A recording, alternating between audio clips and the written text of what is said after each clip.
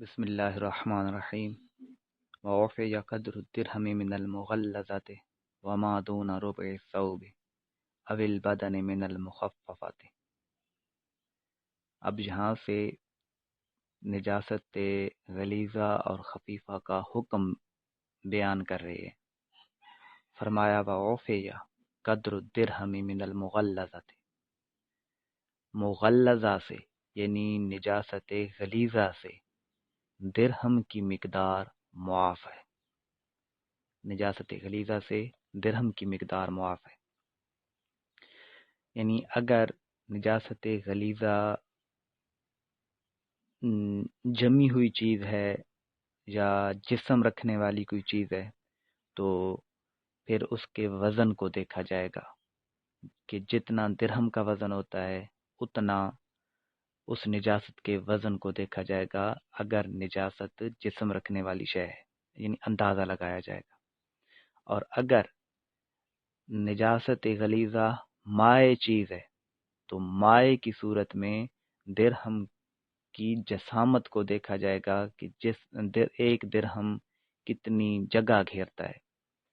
اب کتنی جگہ گھیرتا ہے اس کے بارے میں علماء نے یہ بتلایا کہ اپنے ہاتھ کی جو ہتھیلی ہے کہ اس ہتھیلی میں فرض کیا پانی ڈالیں اور وہ پانی جتنا پانی ہتھیلی میں ٹھہر جاتا ہے انگلیوں کے درمیان سے یا انگوٹھے اور شہادت کی انگلی کے درمیان سے نکلتا نہیں ہے، جتنا پانی ہتھیلی میں اگر گھڑے کی صورت میں ہاتھ کو بنا لیں ٹھہر جاتا ہے تو درہم کی اتنی جگہ بنتی ہے. تو مائع کی صورت میں جگہ کا اعتبار کیا جائے گا اگر نجاست غلیظہ مائع ہے، اور اگر جسم رکھنے والی ہے تو پھر وزن کا اعتبار کیا جائے گا.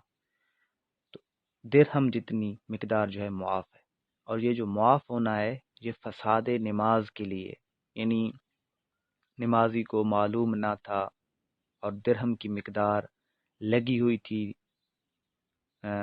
درہم کی مقدار سے کم تک لگی ہوئی تھی تو پھر اس کی نماز ہو جائے گی.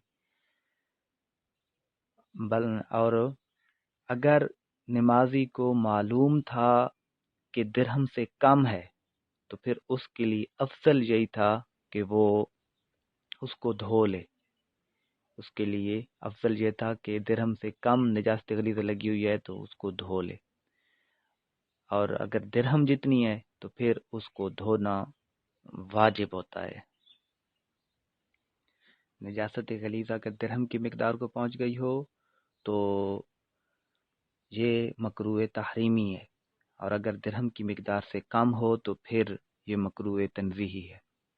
مکروہ تحریمی اور تنزیہی کا ثمرہ اختلاف یوں ظاہر ہوگا کہ اگر کسی کو نماز کی حالت میں پتہ چلا کہ اس کے جسم یا کپڑوں پر درہم کی مقدار نجاست لگی ہوئی ہے تو اس کے لیے ضروری ہے کہ نماز کو توڑ دے اور نجاست کو صاف کر لے.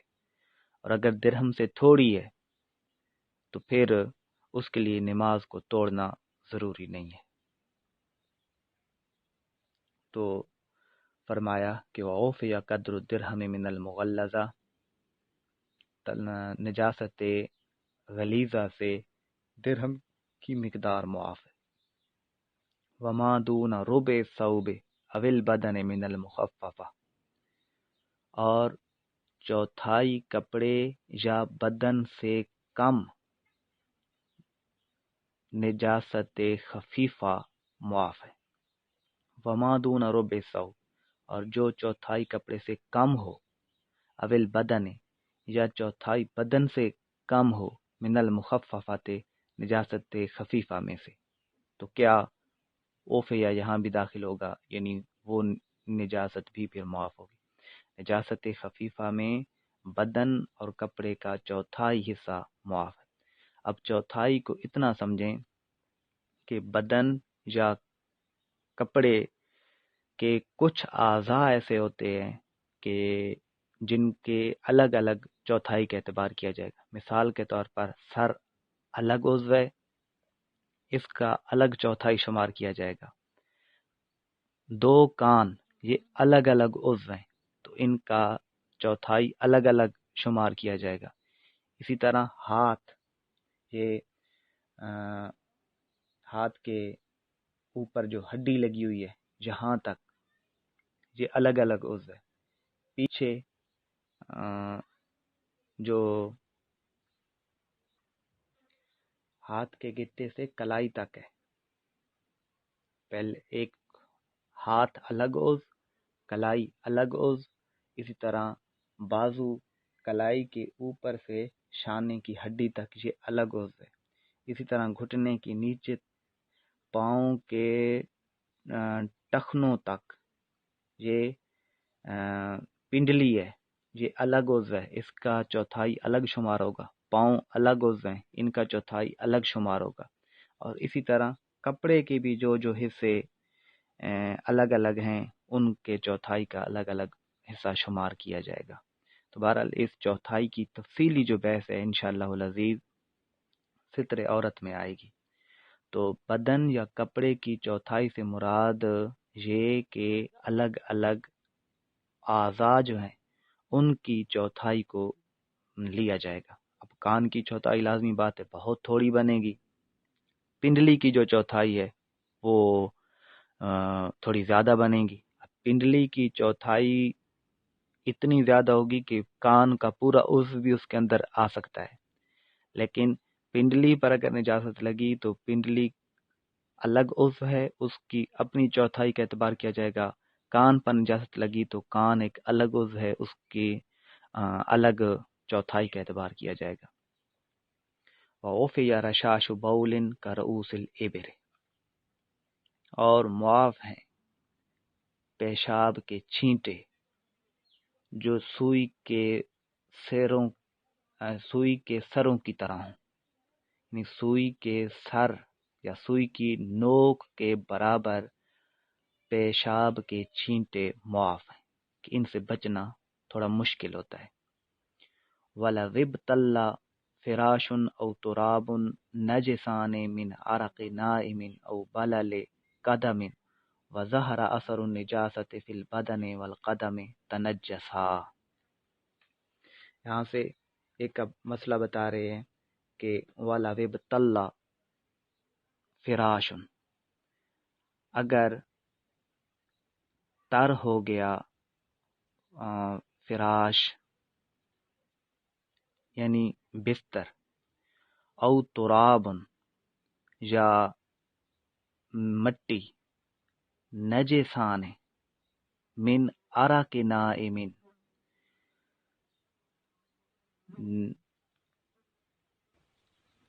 نجسان اور دونوں ناپاک ہوں، یعنی بستر یا مٹی دونوں ناپاک ہوں اور وہ تر ہو جائیں، کس چیز سے تر ہو جائیں؟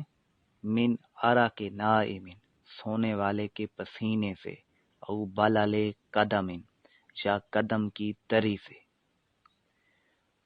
پھر دیکھیں وَلَوِبْتَلَّ فِرَاشٌ أَوْ تُرَابٌ نَجِسَانِ، اگر بستر یا ناپاک بستر اور ناپاک مٹی، یہ نجسان تراب اور فراش دونوں کے ساتھ داخل ہے کہ بستر اور مٹی دونوں ناپاک ہوں اور وہ دونوں تر ہو جائیں سونے والے کے پسینے سے یا قدم کی تری سے تر ہو جائیں۔ وَظَهَرَ أَثَرُ النِّجَاسَةِ فِي الْبَدَنِ وَالْقَدَمِ، اور نجاست کا اثر بدن اور قدم دونوں میں ظاہر ہو جائے۔ نجاست کا اثر کیسے ظاہر ہوگا؟ یہ ذائقے کے ذریعے سے، بو کے ذریعے سے یا رنگ کے ذریعے سے، یہ نجاست کا اثر ظاہر ہونا ہے۔ یعنی تنجسا تو قدم اور بدن یہ دونوں ناپاک ہو جائیں گے۔ وَإِلَّا فَلَا، اور اگر نجاست کا اثر ظاہر نہ ہوا تو یہ دونوں یعنی بدن اور قدم ناپاک نہیں ہوں گے۔ صورت مسئلہ یہ بنے گی کہ یعنی مسئلہ یہ بتلانا چاہتے ہیں کہ اگر کوئی شخص ناپاک بستر میں سویا یا ناپاک مٹی پر لیٹا اور اس سونے والے کو پسینہ آیا، یا کسی شخص نے ناپاک بستر پر پاؤں رکھے یا مٹی پر پاؤں رکھے، اور اس سونے والے یا قدم رکھنے والے، سونے والے کے پسینے اور قدم رکھنے والے کی قدم کی تری سے وہ بستر یا مٹی گیلی ہو گئی، اور گیلا ہونے کی وجہ سے اس بستر یا مٹی کی نجاست کا اثر سونے والے کے بدن پر یا قدم رکھنے والے کے قدم پر ظاہر ہو گیا، تو پھر بدن اور قدم یہ دونوں ناپاک ہو جائیں گے۔ اور اگر اثر ظاہر نہ ہوا، یعنی رنگ، ذائقہ اور بو، یہ تینوں اس کے بدن یا قدم پر نہیں آئیں، تو پھر وہ ناپاک نہیں ہوگا۔ کما جیسا کہ لا ینجس ثوب جاف طاہر لفا فی ثوب نجس رطب لا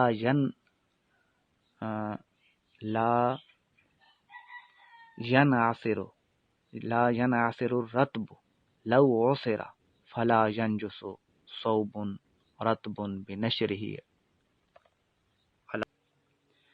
جیسا کہ ناپاک نہیں ہوگا، کما لا ینجس، جیسا کہ ناپاک نہیں ہوگا، ثوب جاف طاہر، ایسا کپڑا جو خشک ہو، پاک ہو، لفا فی ثوب نجس رطب، کہ اس کو لپیٹ دیا گیا ہو ایسے کپڑے میں جو ناپاک ہو، گیلا ہو، کہ لا ینعصر الرطب لو عصر، کہ اگر اس کو نچوڑا جائے تو وہ نہ نچڑے، یعنی اس سے پانی کے قطرے نہ ٹپکیں، تو وہ کپڑا ناپاک نہیں ہوگا۔ یہاں یہ مسئلہ بتلایا کہ اگر کوئی ایسا کپڑا ہے جو خشک ہے اور پاک ہے، اس خشک اور پاک کپڑے کو ناپاک گیلے کپڑے کے اندر لپیٹ دیا، اب جب نکالا تو اس پاک کپڑے کو اگر نچوڑا اور قطرے نہیں ٹپکتے تو پھر ناپاک نہیں ہوگا۔ ہاں، اس وجہ سے کہ یہاں پر اب پاک کپڑے پر نجاست کا اثر نہیں پایا گیا۔ اگر اثر پایا جائے گا، نچوڑنے سے قطرے ٹپکیں گے، تو پھر ناپاک ہوگا۔ ولا ینجس ثوب رطب بنشرہ علی ارض نجسۃ یابسۃ فتندت منہ۔ اب ایک اور صورت مسئلہ بتلائی کہ ولا ینجس ثوب رطب، اور ناپاک نہیں ہوگا ایسا گیلا کپڑا بے نشرہ علی ارض، کہ جس کو زمین پر بچھا دیا گیا ہو، زمین پر ڈال دیا گیا ہو، ایسا تر کپڑا جو زمین پر ڈال دیا گیا ہو، ایسی زمین پر کہ جو ناپاک ہے اور خشک ہے، فتندت منہ، اور تر ہو جائے، یعنی فتندت اور تر ہو جائے، یعنی زمین تر ہو جائے، من ہو اس کپڑے سے، تو کپڑا جو ہے وہ ناپاک نہیں ہوگا۔ یعنی یہاں صورت مسئلہ یہ بتائی کہ زمین جو تھی وہ خشک تھی لیکن ناپاک تھی، اب اس خشک ناپاک زمین پر گیلا کپڑا ڈال دیا، اور اس گیلے کپڑے کی جو رطوبت ہے یا اس کا گیلا پن ہے، اس نے زمین کو بھی گیلا کر دیا، تو بھی وہ کپڑا جو ہے وہ ناپاک نہیں ہوگا، اس لیے کہ اس صورت میں نجاست کا اثر ظاہر نہیں ہو رہا۔ ولا بریح حبت علی نجاست فاصابت الثوب الا ان یظہر اثرها فیہ،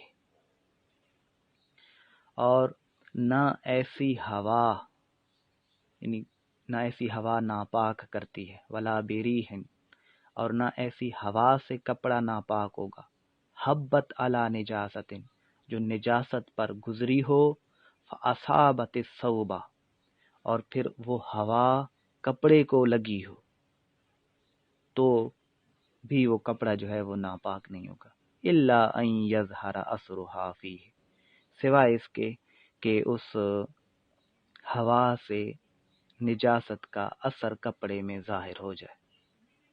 اگر کپڑے پر نجاست کا اثر ظاہر ہو گیا تو پھر کپڑا ناپاک ہوگا۔ تو یہ جو صورتیں انہوں نے بتائیں کہ